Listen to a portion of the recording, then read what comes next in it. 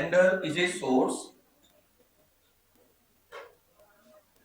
Calendar is a source which provide information and relation,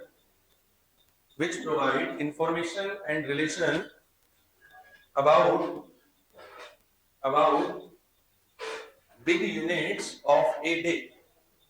Big units of a day.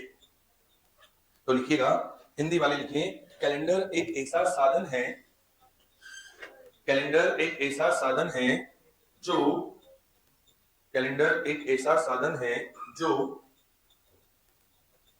दिन की बड़ी इकाइयों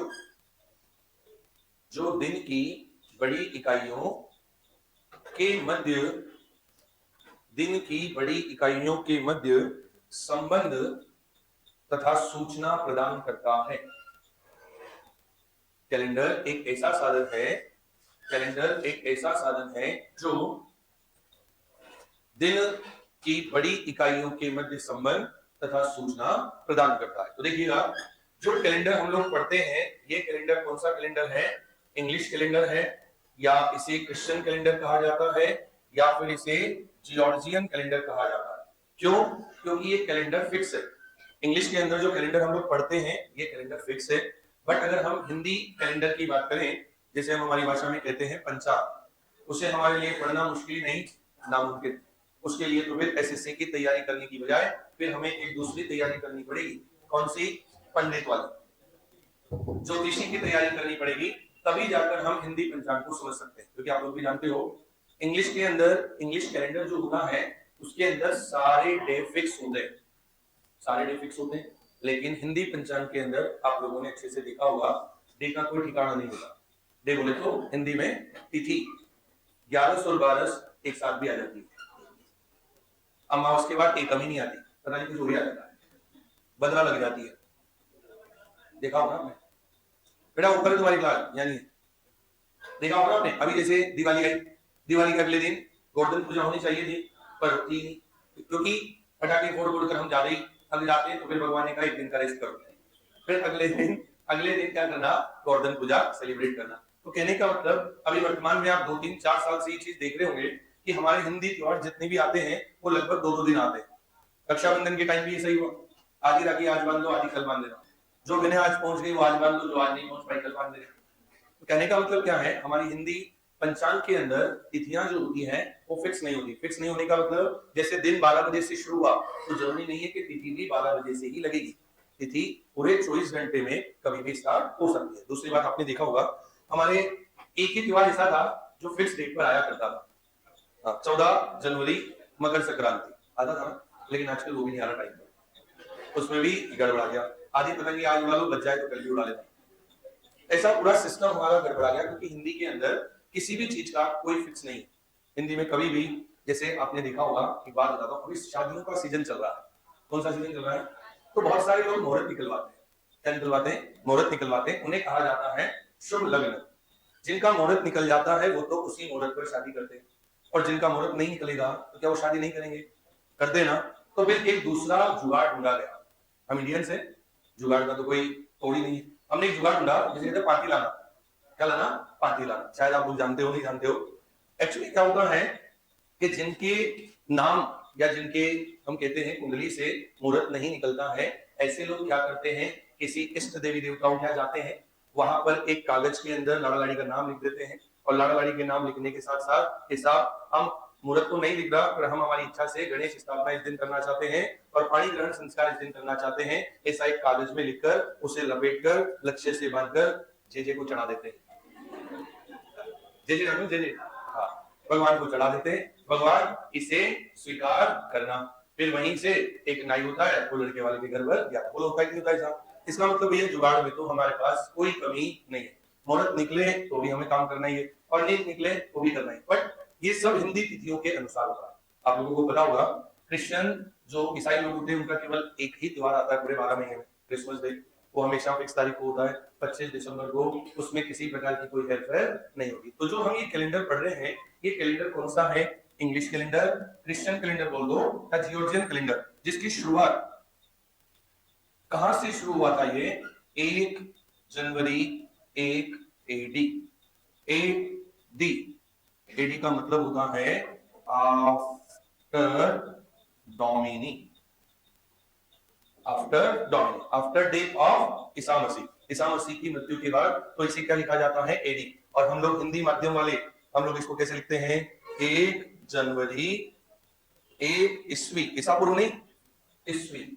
ईसा पूर्व का तो कैलेंडर था ही नहीं, ईसा पूर्व जो था उसका तो कोई कैलेंडर था ही नहीं, क्योंकि वो तो सब सर्वे में चल रहे थे।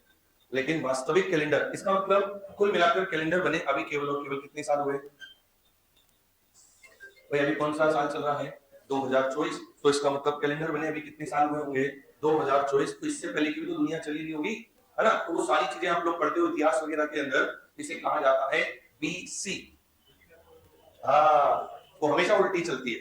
कैसे चलती है? उल्टी। तो ये होता है ईसा पूर्व, ईसा पूर्व। हालांकि हमें यहाँ इससे कोई मतलब नहीं है, हम तो कैलेंडर पढ़ रहे हैं। तो हमारे कैलेंडर की शुरुआत कौन सी तारीख को हुई थी? 1 जनवरी 1 एडी को। और 1 जनवरी 1 एडी को जब शुरुआत हुई तो इन लोगों ने पहला दिन जो रखा वो कौन सा रखा? पहला दिन कौन सा रखा? मंडे। अब पहला दिन मंडे तो रख लिया, बट अब ये पता किया गया कि साल में कुल कितने दिन होंगे, या साल पूरे कितने दिनों का बनाया जाए, या कैलेंडर किस दिनों के हिसाब से, या पूरे साल के अंदर हम किस प्रकार से कैलेंडर बनाएंगे। तो इन लोगों ने फिर, आपको जैसे कि पता होगा, हम लोगों ने जब क्लॉक पढ़ी थी तो उसके अंदर हमने पढ़ा था कि क्लॉक बनाई गई 24 घंटे के लिए। 24 घंटे के लिए क्यों बनाई गई? क्योंकि अर्थ का सेल्फ रोटेशन जो होता है वो कितने घंटे का होता है? 24 घंटे का। सेल्फ रोटेशन 24 घंटे का। उस 24 घंटे के आधार पर क्या बना दी गई? घड़ी। और पृथ्वी का रोटेशन अराउंड द सन, सूरज के चारों ओर पृथ्वी जो चक्कर लगाती है, आप लोगों को सबको पता होगा कितने टाइम में लगाती है? 365 सही 1/4। उसी को एक वर्ष कहा गया। एक वर्ष बराबर 365 सही 1/4। इसी के हिसाब से इन लोगों ने कैलेंडर की शुरुआत की। तो लिखिएगा, देखो, the first day of first calendar, the first day of first calendar was Monday. The first day of first calendar was Monday. और देखो, calendar started from 1 Jan 1 AD. Calendar 1 जनवरी 1 ईस्वी से शुरू हुआ। कैलेंडर 1 जनवरी 1 ईस्वी से शुरू हुआ, जिसका पहला दिन क्या बताया? पहला दिन कौन सा बताया? मंडे। इसका मतलब जनवरी 1 तारीख और पहली सदी, क्या कह सकते हैं इसको? पहली सदी। अब सुना, अभी हम 2001 से 2100 वाले साल में चल रहे हैं। 2001 से 2100 वाले साल में चल रहे हैं, तो हम इसको क्या कहते हैं? 21वीं सदी, है ना? 21st century. इसका मतलब यहाँ पर 1 एडी ये कहां तक चला होगा? 100 तक। तो इसे क्या कहा गया? पहली सदी। तो पहली सदी की जब शुरुआत हुई तो उसका वार कौन सा था? क्लियर है? अब पूरा कैलेंडर जो बनाया गया है वो किसके आधार पर बनाया गया है? ईयर्स के आधार पर। किसके आधार पर? ईयर्स के आधार पर। यहीं से हम कैलेंडर को पढ़ना शुरू करेंगे कि ईयर्स जो बनाए गए वो 365 सही 1/4 दिन के आधार पर कैसे बनाए। जैसा कि आप लोग जानते हो, 1/4 दिन की अगर मैं बात करूं तो ये कितने घंटे के बराबर होगा? 6 घंटे। हालांकि ये एग्जैक्ट 6 घंटे भी नहीं होता है, 6 घंटे से थोड़ा सा कम होता है, लेकिन हम मानते हैं कि ये 6 घंटे 1/4 है, तो हम कितने घंटे मानते हैं? 6। अब एक बात बताओ, 365 सही 1/4 दिन बराबर 1 ईयर। लेकिन अगर मैं कैलेंडर इसी हिसाब से बना देता, मैं मतलब बोलो, अगर कैलेंडर इसी हिसाब से बना देता तो जो लास्ट वाला दिन आता वो केवल और केवल कितने घंटे का होता? 6 घंटे का। जिस 6 घंटे में ना तो दिन का पता चलता ना रात, क्योंकि एक दिन होने के लिए दिन और रात दोनों होना जरूरी है, और दिन और रात दोनों होना जरूरी है। तो 6 घंटे के अंदर या तो दिन ही हो सकता है या 6 घंटे के अंदर रात ही हो सकती है। तो उन्होंने क्या किया? क्या एक काम करते हैं, इस 1/4 को बोले तो 6 घंटे को अभी हम छोड़ देते हैं। हम तो केवल कैलेंडर किसके हिसाब से बनाएंगे? 365 दिनों के हिसाब से। तो 365 दिनों के हिसाब से जो कैलेंडर बनाया गया उसे कहा गया नॉर्मल ईयर। अब पहले साल में जब बात आई तो 365 दिन हुए, दूसरे साल में बात आई तो दूसरे साल में भी 365 दिन हुए। तीसरे साल की बात आई तो उस दिन उसमें भी क्या हुआ, 365 दिन। अब देखो 6 घंटे तो यहाँ के हमारे पास बच रहे हैं, 6 घंटे यहाँ के हमारे पास बच रहे हैं और 6 घंटे यहाँ से बच रहे हैं। अब ये 3 साल तो पूरे हो गए। जब चौथा साल आएगा तो वो भी 365 दिन होंगे और 6 घंटे और लेकर आएगा क्या? तो इन लोगों ने क्या किया कि इनके पास जो ये 18 घंटे शेष रखे हुए थे अलग से, ये 18 घंटे किसको दे दिए, इसको दे दिए। 18 घंटे जब इसको दिए तो यहाँ 18 घंटे जोड़कर टोटल इन्होंने कितने घंटे बना लिए, 24 घंटे बना लिए और 24 घंटे बनाने से एक दिन इन्होंने इधर ऐड कर दिया तो कितने दिन हो गए, 366, जिसे आप लोग क्या कहते हो, लीप। तो अकॉर्डिंग टू डे ईयर्स को कितने पार्ट में डिवाइड कर दिया गया, तो एक तो नॉर्मल और एक लीप ईयर। नॉर्मल ईयर के अंदर कितने दिन होते हैं, 365, और लीप ईयर की बात करें तो कितने होते हैं, 366। तो लिखते हैं इनके बारे में। सबसे पहले हम अगर ईयर को डिवाइड करें दो पार्ट में तो एक तो क्या होगा, नॉर्मल ईयर, और एक क्या होगा, लीप ईयर। नॉर्मल ईयर होता क्या है, अच्छा सुनिएगा ध्यान से। पहला साल नॉर्मल था, पहला साल नॉर्मल था, दूसरा साल वो भी नॉर्मल था, तीसरा, चौथा, लीप, पांचवा नॉर्मल, छठा, सातवां, आठवां। इसका मतलब ये है कि हम ये समझ सकते हैं कि जहां 4 का भाग जा रहा है, या फिर अगर हम कहें कि जो 4 का मल्टीप्लायर होगा वो सारे ईयर तो क्या होंगे, सारे ईयर क्या होंगे, लीप ईयर। और जहां 4 का मल्टीप्लायर नहीं होगा वो सारे क्या होंगे, वो नॉर्मल। तो हम क्या कहेंगे, year which does not perfectly divided by 4, जो 4 से पूर्णतया विभाजित नहीं होगा, जो 4 से पूर्णतया विभाजित नहीं होगा उसे हम क्या कहेंगे, नॉर्मल ईयर। और यदि हम बात करें लीप ईयर की तो हम यहाँ क्या लिखेंगे, year which is perfectly divided by 4।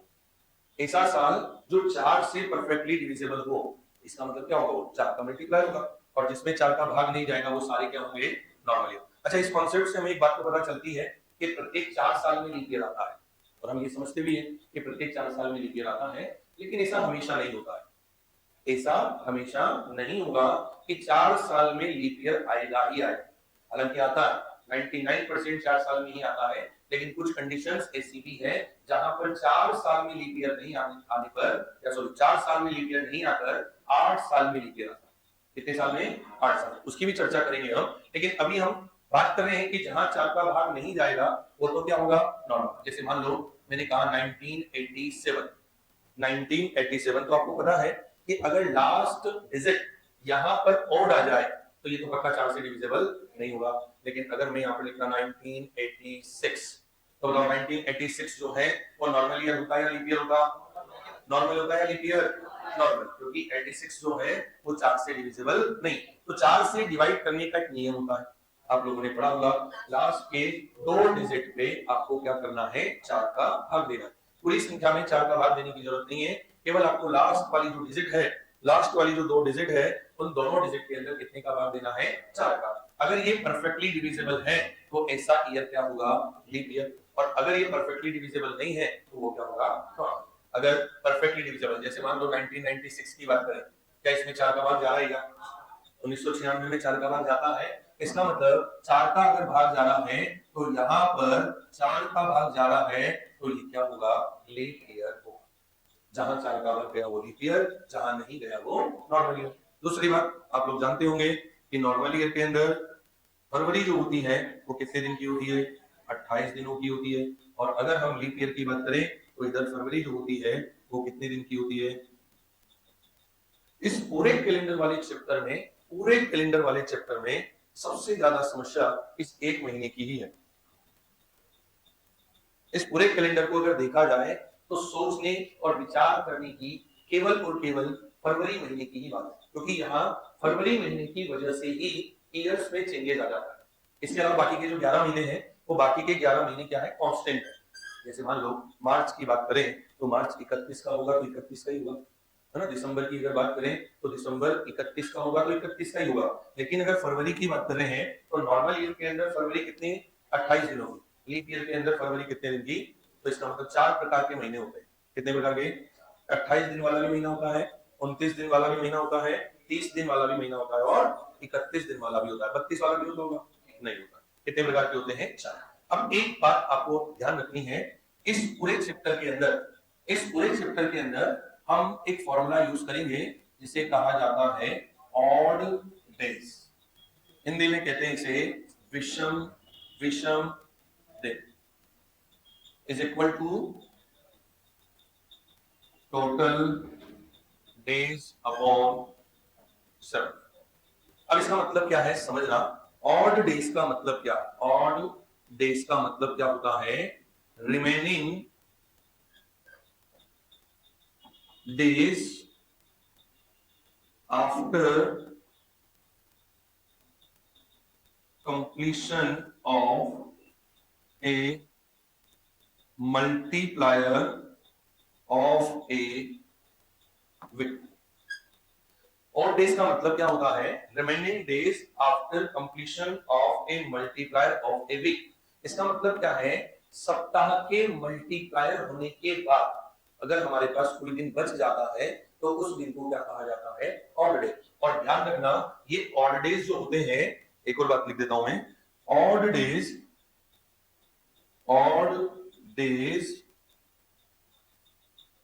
always becomes 8 last. हमेशा जब भी ऑड डे की बात की जाएगी, ऑड डे हमेशा कहां पर बचेंगे? लास्ट में। जैसे मान लेते हैं कि जनवरी का महीना, जनवरी के महीने में टोटल कितने दिन होते हैं? 31 दिन होते हैं। 31 दिन में मैंने क्या किया? 7 का भाग दिया। 7 का भाग दिया तो मेरे पास क्वेश्चन कितना आया? 4 है ना। 7 दिया, सॉरी 7 चौक 28, वहां पर क्वेश्चन तो आ गया मेरे पास कितना? 4। क्वेश्चन बोले तो भागफल। रिमाइंडर कितना आया? 3। रिमाइंडर कितना आया? 3। अब ये जो 3 रिमाइंडर बच रहे हैं, इन 3 रिमाइंडर को क्या कहेंगे? Odd day. लेकिन ये तीनों दिन जो होंगे ये लास्ट की 29, 30 और 31 तारीख को आएंगे। अगर ये 3 दिन ऑड डे है तो ये फर्स्ट में भी आ सकते थे, 1 2 3, इनको भी आ सकते थे। नहीं, हमेशा ऑड डेज जो होंगे वो महीने के लास्ट में आएंगे, साल के लास्ट में आएंगे, सेंचुरी के लास्ट में आएंगे। हमेशा ध्यान रखना, कभी भी ऑड डेज स्टार्टिंग में। और नॉर्मल सी बात है यार, अगर हम किसी संख्या का भाग देते हैं, जैसे मान लो मैंने भाग दिया 53 में 3 का, मैंने 53 में 3 का भाग दिया तो सबसे पहले तो मेरे पास क्वेश्चन की तो आएगा। सबसे पहले मेरे पास क्या आएगा? क्वेश्चन। भाग दिया मैंने यहाँ पर, यहाँ कितना आया? 1, फिर इसका गुणा इधर किया, यहाँ कितना हो गया? 3, फिर 5 में से 3 गए तो 2, फिर यहाँ से मैंने 3 यहाँ लिख दिया, फिर 3 को मैंने 7 बार लिखा, 7 दिया 21, 23 में से 21 गए, कितने बचे? 2। तो बताओ पहले क्वेश्चन आया या पहले रिमाइंडर आया? पहले क्या आया? क्वेश्चन। क्वेश्चन आने के बाद कौन आया? रिमाइंडर। इसीलिए जो ये रिमाइंडर बचेगा, ये रिमाइंडर क्या कहलाएगा? Odd days. और ये हमेशा कहां आएगा? लास्ट। चाहे वो मंथ हो, चाहे वो ईयर हो, चाहे वो क्या हो? सेंचुरी, सभी के लास्ट में आएगा। तो ध्यान देना, अगर मान लो मैं एक नॉर्मल ईयर की बात करूं, अगर हम एक नॉर्मल ईयर की बात करें तो नॉर्मल ईयर के अंदर टोटल ऑड डेज अगर हम निकाल रहे हैं तो क्या लिखूंगा मैं? 365 बटे 7। अगर मैं भाग देता हूं तो ये 52 वीक्स आएंगे, 52 सप्ताह प्लस 1 दिन। इसका मतलब ये वनडे जो है ये कौन सा दिन है? Remaining day. तो इसी को हम क्या कहेंगे? ऑड। तो ध्यान रखना, नॉर्मल ईयर के अंदर ऑड डेज कितने होते हैं? केवल 1। अगर यहां निकालोगे आप तो कितना आ जाएगा? Total odd days 366 divide by 7, that means 52 weeks and 2 odd. इसका मतलब ये है कि नॉर्मल ईयर के अंदर ऑड डे केवल कितना होता है? 1। लेकिन अगर हम लीप ईयर की बात करें तो लीप ईयर के अंदर ऑड डे कितने होते हैं? आपको ये सारी बातें समझ में आ गई क्या? बराबर। जो कैलेंडर में जो ईयर डिसाइड किया गया है वो ईयर डिसाइड किया गया है अर्थ के रोटेशन पर। बोले तो इसके रिस्पेक्ट में सन, सूरज के चारों ओर पृथ्वी जो चक्कर लगा रही है 365 सही 1/4 दिन, उसी के हिसाब से नॉर्मल ईयर और लीप ईयर बनाया गया। लीप ईयर के अंदर क्या हो रहा है? 4 का भाग नहीं जाएगा, और सॉरी नॉर्मल ईयर के अंदर 4 का भाग नहीं जाएगा और लीप ईयर के अंदर 4 का भाग जाएगा। आगे बात समझ में, फटाफट से छाप लो। जो उन्होंने लिख रखा है अच्छी बात है, नहीं लिख रखा है और भी अच्छी बात है, अब लिख लो।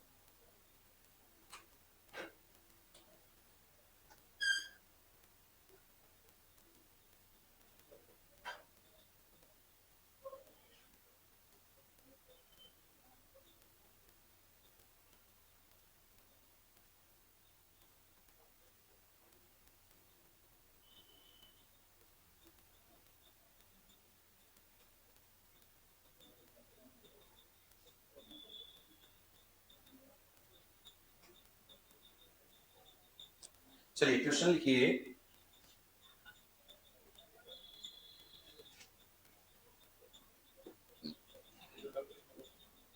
उधर का अच्छा।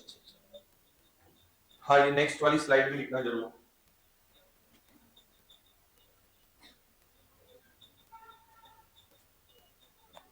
इसे भी लिख लो।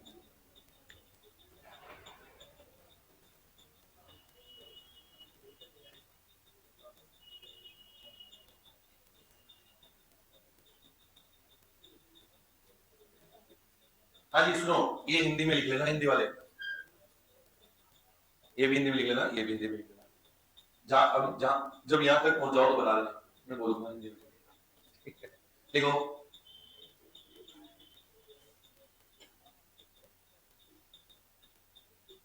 देखो, विषम दिन, मतलब बोलो या नहीं बोलो, हिंदी में बोलो ना। हाँ लिखो, विषम दिन हमेशा, विषम दिन हमेशा सप्ताह के गुणज, विषम दिन हमेशा सप्ताह के गुणज के बाद बचे हुए दिन होते हैं। सप्ताह के गुणज के बाद बचे हुए दिन होते हैं। और नेक्स्ट टाइम में लिखना, विषम दिन हमेशा अंत में, विषम दिन हमेशा अंत में आते हैं। अंत में किस किस के अंत में? महीने के अंत में, साल के अंत में और शताब्दी के अंत। यहां तक क्लियर हो गया मामला। चलिए एक और नॉर्मल सा क्वेश्चन है, देखो, if a boy was born on, if a boy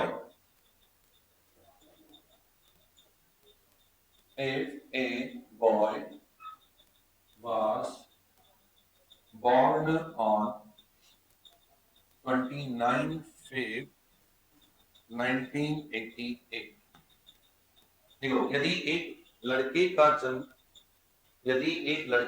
जन्म 29 फरवरी 1988 को हुआ, then find in which year he will celebrate his 9th birthday।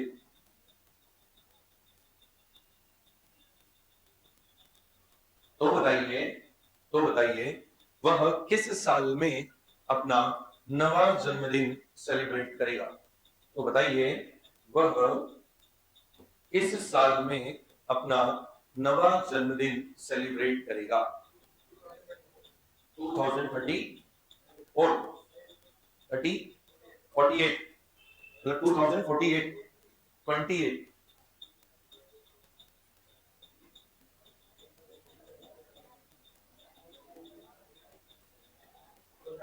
2024 भी आ रहा है और 28 भी आ रहा है और एक के 34, मेरे हिसाब से 34 तो आ ही नहीं सकता, बिकॉज 34 जो है वो तो नॉर्मल ईयर है। अच्छा एक बात बताओ मुझे कि अगर कोई बच्चा 29 फरवरी को पैदा हुआ, मान लेते हैं कि अगर आप 29 फरवरी को पैदा होते हैं तो आप लकी होते, क्योंकि फिर आपका बर्थडे नहीं आता, फिर आपकी एनिवर्सरी आती है कि नहीं? फिर आपके भी सिल्वर जुबली आते, गोल्डन जुबली आते। अब सुनो, अगर मान लो 29 फरवरी को अगर कोई बच्चा पैदा हुआ है तो क्या वो जिस साल पैदा हुआ उस साल बर्थडे मनाया जाएगा क्या? जिस साल पैदा होते उस साल थोड़ी बर्थडे मनाते हैं, बर्थडे तो अगले महीने मनाते हैं। आजकल एक नया ट्रेंड आया, 12 महीने के 12 birthday, first month birthday, second month, third month. तो ये धीरे धीरे चूंडला केवल बर्थडे का चल रहा था, आजकल ये चूंडला शादियों का चल गया।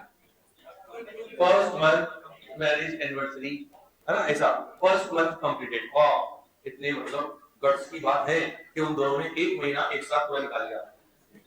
फिर 2 महीने बाद और ज्यादा उनको खुशी मिलेगी कि साहब 2 महीने निकाल लिए एक साथ, है ना, ऐसे नया ट्रेंड चल गया। लेकिन हमें पता है कि अगर हम बर्थडे की बात कर रहे हैं तो बर्थडे अगर 29 फरवरी को अगर वो पैदा हुआ तो जिस साल पैदा हुआ उस साल कभी बर्थडे नहीं मनाया जाएगा, बर्थडे अगले साल मनाया जाएगा। इसका मतलब ये है 1988 को अगर पैदा हुआ तो 1992 को पहला बर्थडे आएगा।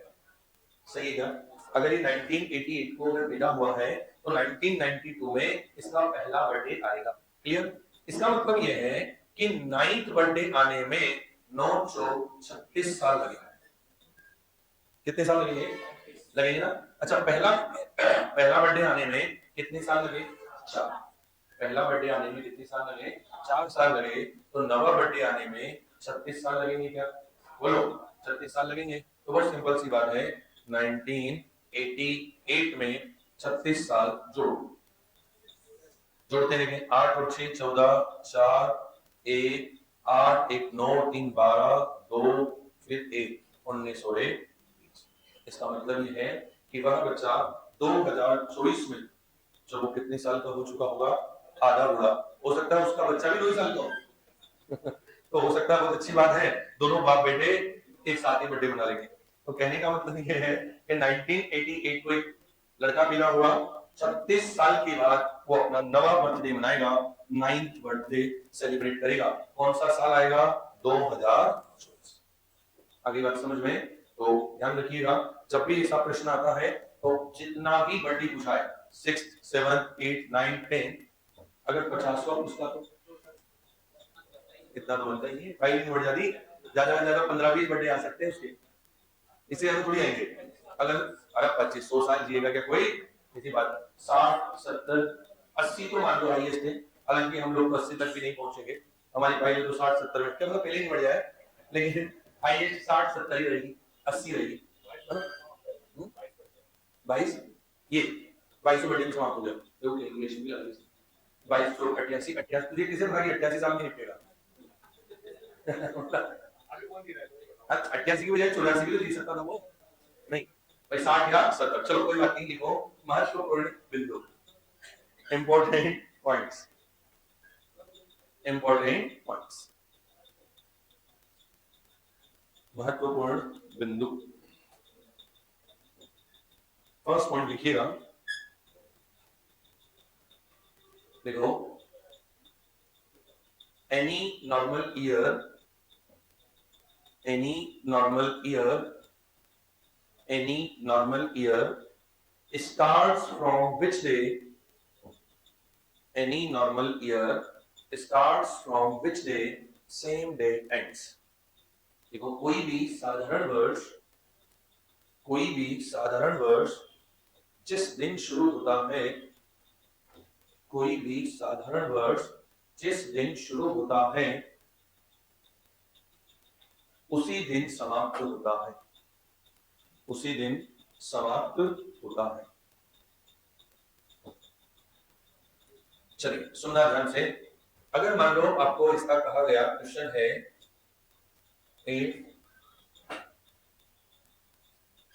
Wednesday was on 1 Jan 2021, then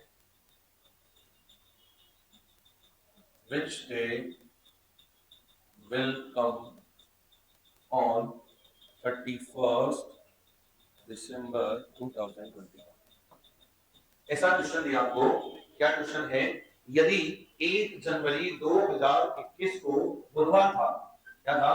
बुधवार था, तो बताइए 31 दिसंबर 2021 को क्या वार होगा? तो सुनिए, 2021 एक नॉर्मल ईयर है या लीप ईयर है? नॉर्मल ईयर है। और हमने अभी क्या लिखा कि कोई भी नॉर्मल ईयर जिस दिन शुरू होता है उसी दिन क्या होता है? खत्म होता है। इसका मतलब शुरू हुआ 1 जनवरी 2021 को, खत्म कब हुआ? 31 दिसंबर 2021 को। जिस दिन शुरू हुआ वो खत्म भी उसी दिन होगा। इसका मतलब 31 दिसंबर 2021 को भी क्या वार आएगा? आगे क्या बात समझ में? ये क्वेश्चन नोट कर लो।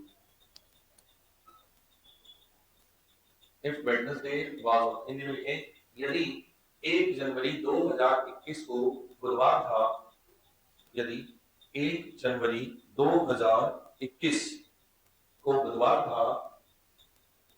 था, तो बताइए 31 दिसंबर 2021 को क्या वार होगा? 2021 को क्या वार होगा? बस, तो फिर अगर यहाँ बुधवार है तो यहाँ पे लिख लो बुधवार होगा।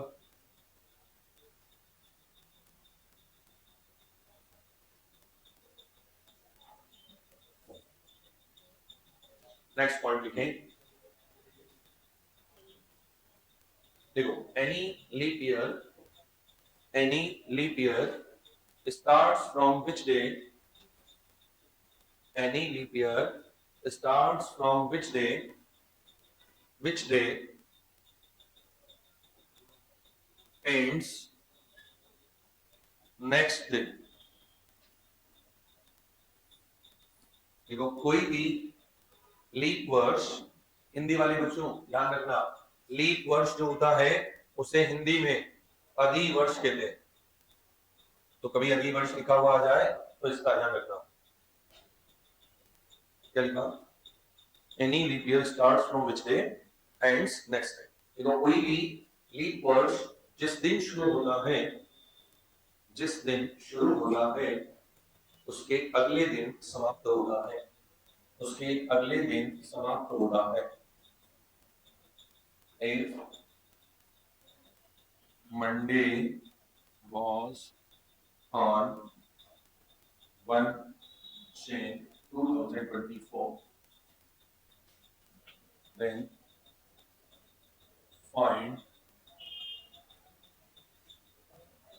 find which day will come on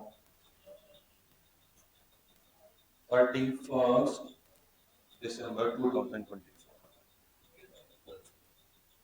देखो, 1 जनवरी 2024 को मंडे है।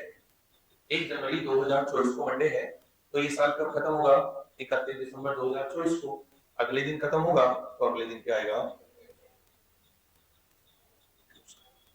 आगे क्या बात समझ में? तो कोई भी साधारण वर्ष जिस दिन शुरू होता है उसी दिन खत्म होगा, और कोई भी लीप वर्ष जिस दिन शुरू होगा उसके अगले दिन समाप्त। ठीक है साहब, आगे क्या बात समझ में? पीछे तक आ गया समझ में? बाकी की बातें हम लोग कल की क्लास में करेंगे।